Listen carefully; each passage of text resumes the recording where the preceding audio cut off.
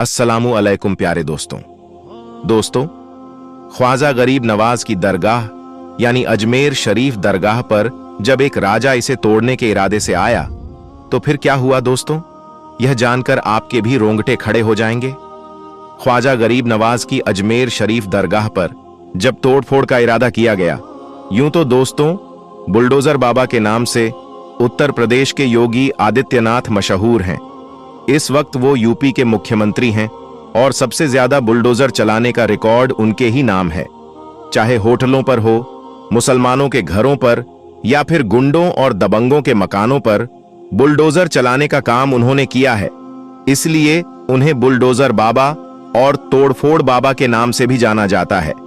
लेकिन दोस्तों, इतिहास में एक घटना ऐसी भी मिलती है जब एक राजा ख्वाजा गरीब नवाज की दरगाह पर आया और उसने यह अहद लिया कि अगर मेरे सवाल का जवाब नहीं मिला तो मैं दरगाह को तोड़ दूंगा। पूरी घटना बताने से पहले आइए रब की बारगाह में दुआ करें, या अल्लाह, जो लोग इस वीडियो को लाइक कर रहे हैं, चैनल को सब्सक्राइब कर रहे हैं, उनके मां बाप की उम्र 100 साल कर दें। या अल्लाह, उनकी रोजी रोटी में बरकत अता फरमा और उन्हें हाजी और नमाजी बना दे।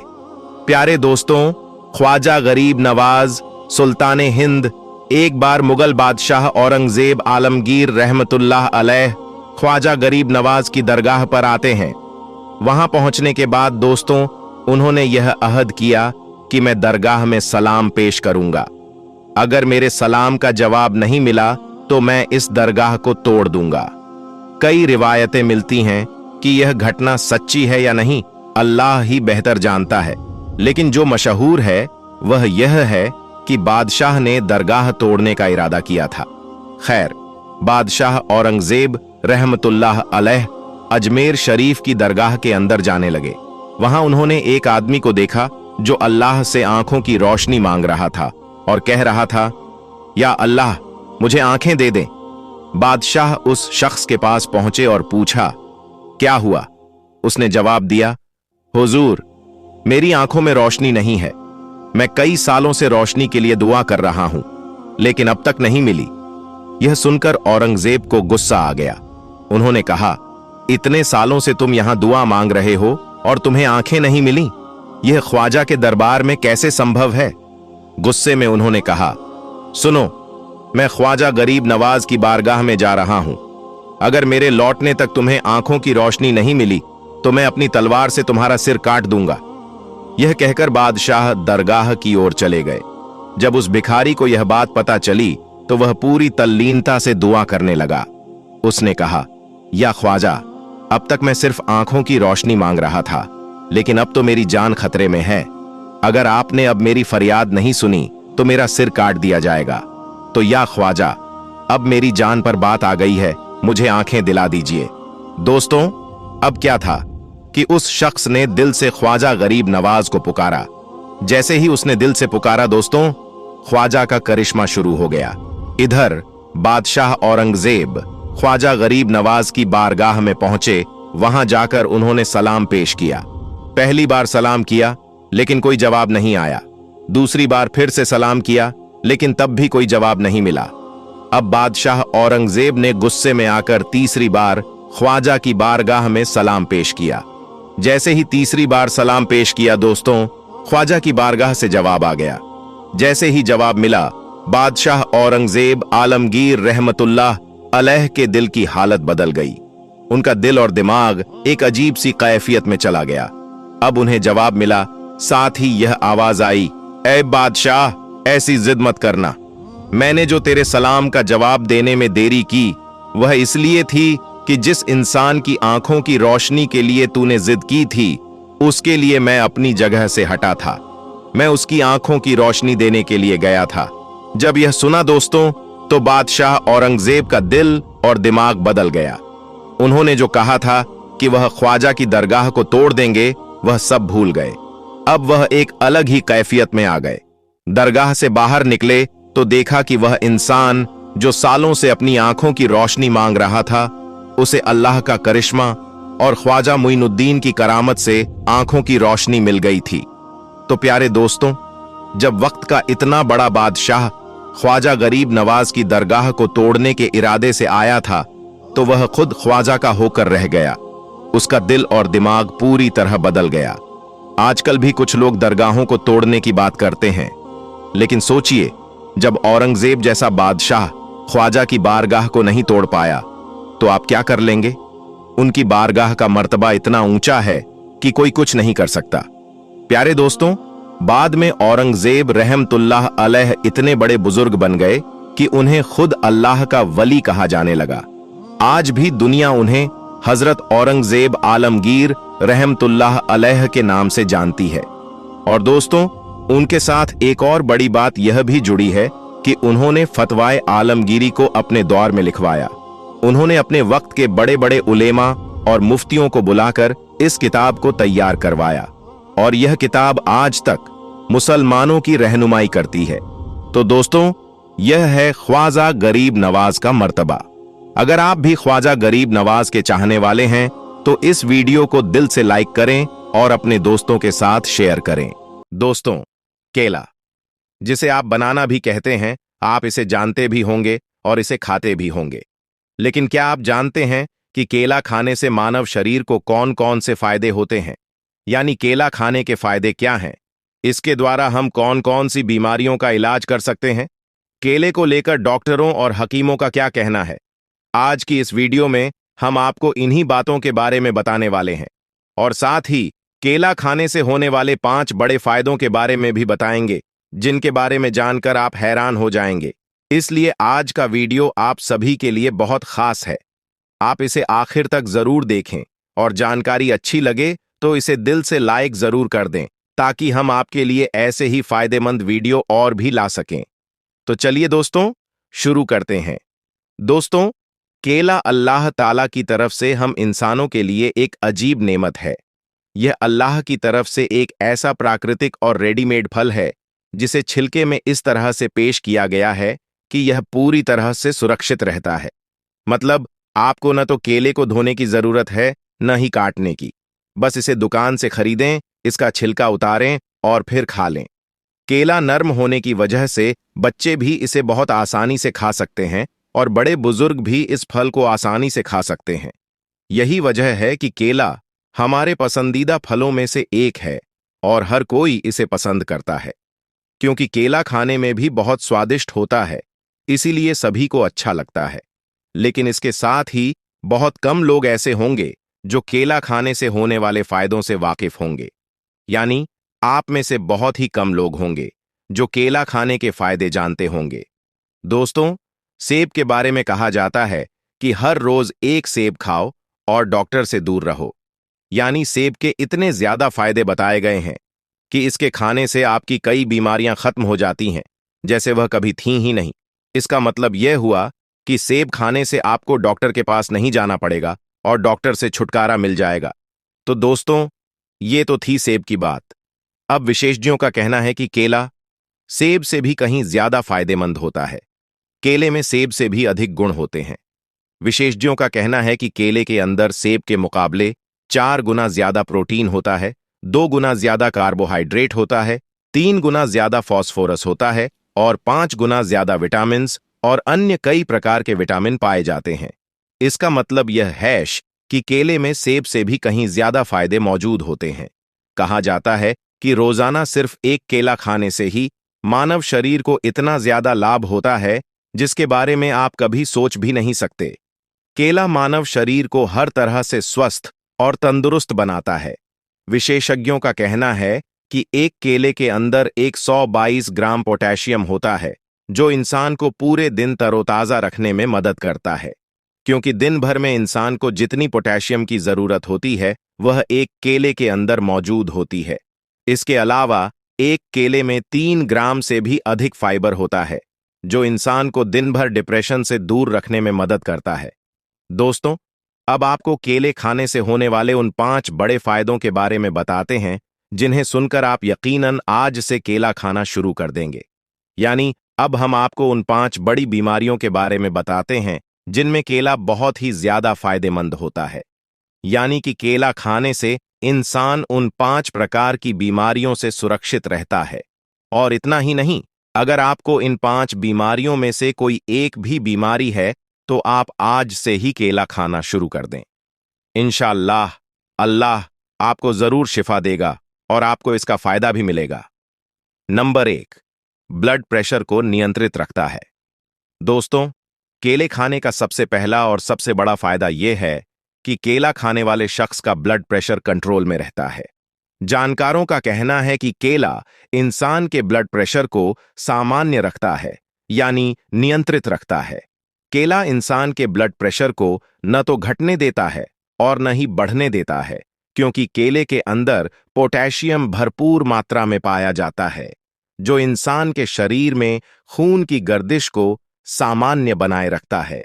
विशेषज्ञों के अनुसार रोजाना केले का सेवन इंसान को दिल की बीमारियों से दूर रखता है और ब्लड प्रेशर को बढ़ने से भी रोकता है।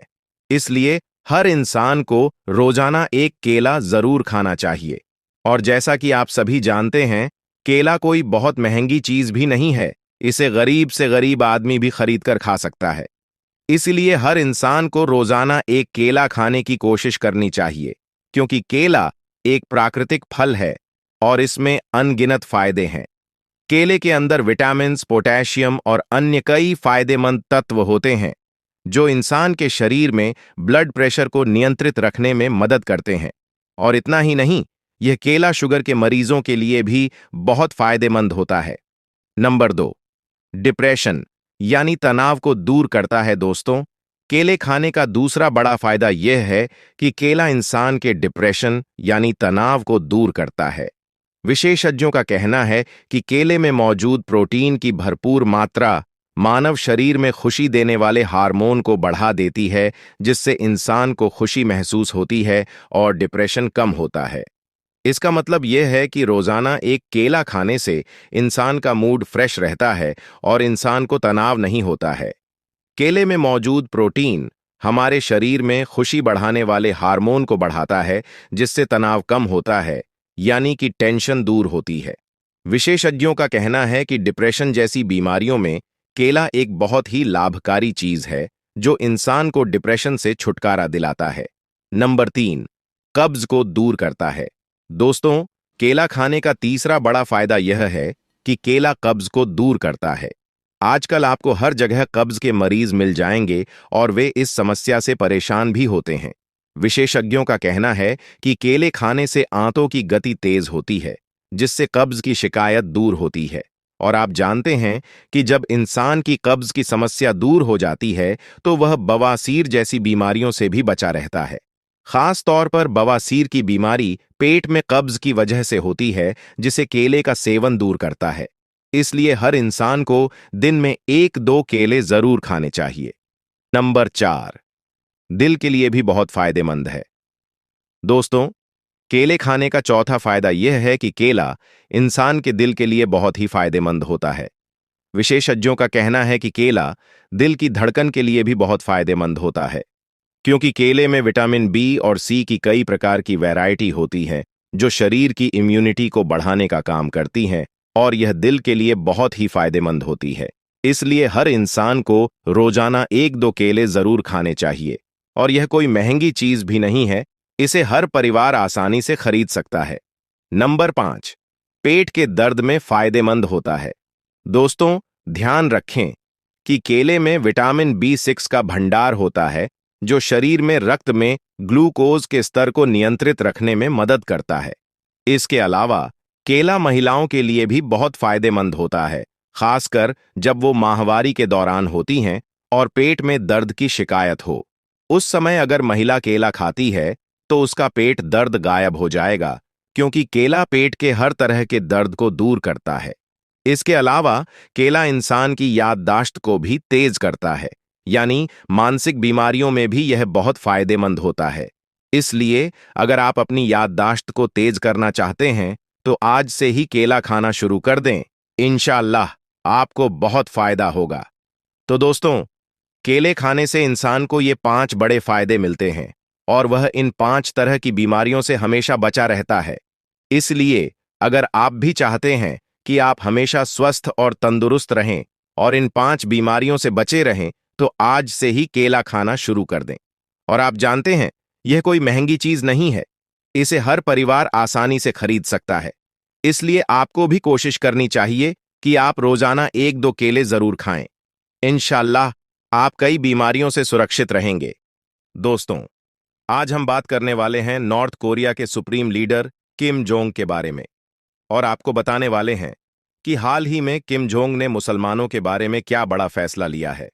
साथ ही हम आपको इस्लाम और कुरान को लेकर किम जोंग का क्या बयान आया है वो भी बताएंगे। इसके अलावा हम आपको कुरान पाक का एक ऐसा करिश्मा बताएंगे जिसे सुनकर आप भी हैरान रह जाएंगे। इसलिए आज का ये वीडियो आपके लिए बेहद खास है, इसे आखिर तक जरूर देखें। सबसे पहले, अगर आप भी इस्लाम को सबसे बड़ा धर्म मानते हैं तो इस वीडियो को दिल से एक लाइक जरूर करें और इसे शेयर भी करें ताकि और लोग भी इसे देख सकें। तो चलिए दोस्तों, शुरू करते हैं। दोस्तों, नॉर्थ कोरिया पूर्वी एशिया का एक देश है। यह पूरी दुनिया का एकमात्र ऐसा देश है जो इस बात की परवाह नहीं करता कि क्या सही है और क्या गलत। यहां छोटी छोटी बातों के लिए अजीबो-गरीब कानून बने हुए हैं, जिनका पालन न करने पर वहां के नागरिकों को सीधी मौत की सजा दी जाती है। ऐसा इसलिए क्योंकि आप सब जानते हैं कि किम जोंग नॉर्थ कोरिया का एक तानाशाही नेता है।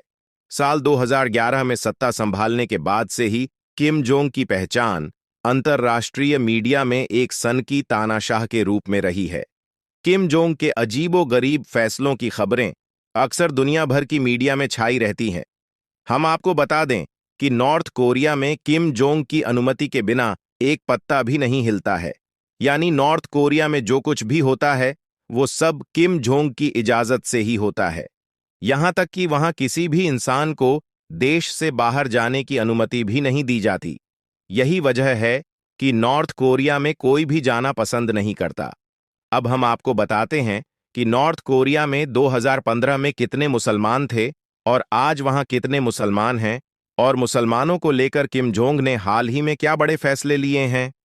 दोस्तों, एक मशहूर वेबसाइट के अनुसार 2015 में नॉर्थ कोरिया की कुल आबादी 2,61,00,000 थी, जिनमें से 4,11,000 लोग ईसाई धर्म को मानने वाले थे और लगभग इतनी ही संख्या बौद्ध धर्म के लोगों की थी। वहीं अगर मुस्लिम आबादी की बात करें तो 2015 में नॉर्थ कोरिया में केवल 3,000 मुसलमान थे, जो अब बढ़कर 30,000 के करीब हो चुके हैं। इसके अलावा हम आपको ये भी बता दें कि पहले नॉर्थ कोरिया की मस्जिदों में जब भी अजान दी जाती थी तो उसकी आवाज सिर्फ मस्जिद के अंदर ही सुनाई देती थी। मस्जिद के बाहर अजान की आवाज नहीं जा पाती थी। लेकिन हाल ही में किम जोंग ने फैसला लिया है कि अब नॉर्थ कोरिया की मस्जिदों पर भी लाउडस्पीकर लगाए जा सकेंगे ताकि वहां रहने वाले मुसलमान भी लाउडस्पीकर से अजान की आवाज आसानी से सुन सकें। इसके अलावा दोस्तों, आपको ये जानकर भी खुशी होगी कि नॉर्थ कोरिया की सुप्रीम कोर्ट ने अब मस्जिदों के ऊपर माइक लगाने की अनुमति दे दी है ताकि वहां के मुसलमान भी अजान की आवाज सुनकर मस्जिद में नमाज पढ़ने के लिए जा सकें। अब आप सोच रहे होंगे कि नॉर्थ कोरिया में अचानक इतना बदलाव कैसे आ गया, किम जोंग अचानक मुसलमानों के बारे में सोचने कैसे लगे। तो हम आपको बता दें कि इसके पीछे एक कहानी है। जब से नॉर्थ कोरिया में यह घटना घटी है, तब से किम जोंग ने मुसलमानों के हक में काम करना शुरू कर दिया है। और वह घटना यह है कि एक बार नॉर्थ कोरिया में एक अजीब और पेचीदा समस्या आ गई थी। फिर देखिए कुरान पाक की एक आयत ने कैसे उस समस्या को चुटकी में हल कर दिया। इसका हल देखकर न सिर्फ डॉक्टर बल्कि वहां मौजूद सभी लोगों ने तुरंत इस्लाम कबूल कर लिया। और यही नहीं, जब इस बात की खबर किम जोंग को मिली तो वह भी हैरान रह गया और अल्लाह की ताकत को मानने पर मजबूर हो गया। दोस्तों, असल में हुआ यह था कि नॉर्थ कोरिया के एक अस्पताल में 2 डिलीवरी के केस एक साथ हुए। उनमें से एक औरत को बेटा हुआ और दूसरी औरत को बेटी हुई। अब उस अस्पताल का नियम यह था कि बच्चे की जन्म के बाद उसकी कलाई पर उसकी मां के नाम का एक टैग लगाया जाता था। लेकिन उस दिन जो नर्स वहां काम कर रही थी वह जल्दबाजी में थी और वो उन बच्चों की कलाई पर टैग लगाना भूल गई। इस वजह से दोनों बच्चे आपस में मिक्स हो गए। अब समस्या यह हो गई कि यह पता करना मुश्किल था कि बेटा किस औरत का है और बेटी किसकी। यह देखकर अस्पताल के सारे डॉक्टर हैरान और परेशान हो गए और सोचने लगे कि अब इस समस्या का समाधान कैसे निकाला जाए। इन डॉक्टरों को कोई भी आसान तरीका समझ नहीं आ रहा था। फिर वे एक दूसरे डॉक्टर के पास गए, जो इराक का रहने वाला एक मुस्लिम डॉक्टर था, जिसका नाम डॉ अहमद था। डॉक्टरों ने उससे कहा, डॉक्टर, तुम तो कहते थे कि कुरान पाक में दुनिया के हर मसले का हल मौजूद है। अब हमें बताओ कि इस मसले का हल कैसे निकलेगा। कैसे पता चलेगा कि किस औरत का बेटा है और किसकी बेटी? यह सुनकर मुस्लिम डॉक्टर मुस्कुराया और बोला, बेशक, कुरान पाक में हर परेशानी का हल मौजूद है और मैं आपको इस मसले का हल जरूर बताऊंगा, पर इसके लिए मुझे थोड़ा वक्त दीजिए। इसके बाद उस मुस्लिम डॉक्टर ने कुछ बड़े बड़े आलिमों से संपर्क किया और उन्हें इस समस्या के बारे में बताया। आलिमों ने पूरी बात सुनने के बाद कहा, बेशक, कुरान पाक में इस समस्या का भी हल है। उन्होंने बताया कि कुरान की सूरह यूनुस की एक आयत पर ध्यान देने से इसका हल मिलता है। उस आयत का मतलब है कि एक पुरुष का हिस्सा 2 महिलाओं के बराबर होता है, यानी लड़के की मां का दूध लड़की की मां के दूध से दुगुना होता है। फिर उन्होंने हजरत अली रा के समय का एक वाकया सुनाया, जो नुज़हतुल मजालिस पार्ट 2 पेज 355 में दर्ज है। उन्होंने बताया कि एक बार हजरत अली के समय में भी 2 महिलाओं ने एक साथ 2 बच्चे पैदा किए थे। रात बहुत अंधेरी थी और उनमें से एक महिला को बेटा हुआ था और दूसरी को बेटी। अंधेरा होने के कारण यह पता नहीं चल सका कि कौन सा बच्चा किस महिला का है, जिससे उन दोनों महिलाओं में झगड़ा हो गया। वे दोनों महिलाएं कहने लगीं कि बेटा उसी का है। इस कारण यह समस्या और भी ज्यादा उलझ गई थी। इसके बाद उन दोनों महिलाओं को हजरत अली रह के पास पेश किया गया। हजरत अली रह के सामने दोनों महिलाएं कहने लगीं कि लड़के की मां वही है। हजरत अली रह ने दोनों की बातें ध्यान से सुनी और फिर फरमाया कि तुम दोनों थोड़ा थोड़ा दूध अपनी छाती से निकालकर मेरे पास लाओ। इसके बाद दोनों महिलाएं गईं और अपना अपना दूध निकालकर ले आईं। हजरत अली रआ ने दोनों महिलाओं के दूध को तौला, यानी उनका वजन किया। फिर उन्होंने देखा कि एक महिला का दूध दूसरी महिला के मुकाबले में 2 गुना भारी है। यह देखकर उन्होंने फरमाया कि जिसका दूध भारी है, यानी जिसका दूध वजनदार है, वही महिला लड़के की मां है। यह फैसला सुनकर लोगों ने हजरत अली रआ से पूछा कि आपने यह समस्या चुटकी में कैसे हल कर दी? इस पर उन्होंने कहा कि कुरान पाक में फरमाया गया है कि अल्लाह ने मर्द को हर चीज में फजीलत दी है, यहां तक कि खाने पीने में भी एक पुरुष की हिस्सेदारी एक महिला के मुकाबले 2 गुनी होती है। इसी सच्चाई को ध्यान में रखते हुए मैंने सोचा कि जिसका दूध ज्यादा भारी होगा वही महिला लड़के की मां होगी और मैंने वही फैसला सुनाया। दोस्तों, आलिमों की इन बातों को सुनने के बाद डॉक्टर अहमद ने उन डॉक्टरों को कुरान पाक की इस आयत के बारे में बताया और उसका मतलब भी समझाया। फिर उस मुस्लिम डॉक्टर ने कहा कि कुरान पाक के अनुसार इन दोनों महिलाओं के दूध को तौला जाए। जिसका दूध भारी होगा, लड़का उसी महिला का होगा। फिर उन दोनों महिलाओं के दूध को तौला गया और देखा गया कि पहली महिला के मुकाबले दूसरी महिला का दूध 2 गुना भारी है और इसमें विटामिन्स और ग्लूकोज की मात्रा भी पहली महिला के मुकाबले 2 गुनी पाई गई थी। तो दोस्तों, अब यह बात साबित हो चुकी थी कि लड़के की मां कौन है और लड़की की मां कौन है, यानी कि अब लड़का और लड़की का फैसला हो चुका था।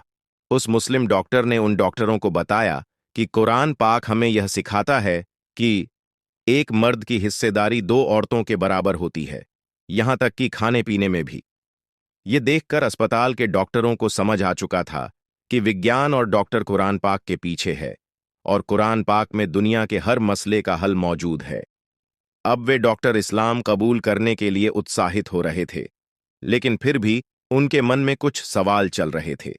इसलिए उन्होंने बच्चे और उसके पिता का डीएनए टेस्ट करने का फैसला किया। इसके बाद डॉक्टरों ने बच्चे और उसके पिता का सैंपल लेकर डीएनए टेस्ट किया और जब रिपोर्ट आई तो उसे देखकर डॉक्टरों के होश उड़ गए, क्योंकि बच्चे और उसके पिता का डीएनए बिल्कुल सेम था।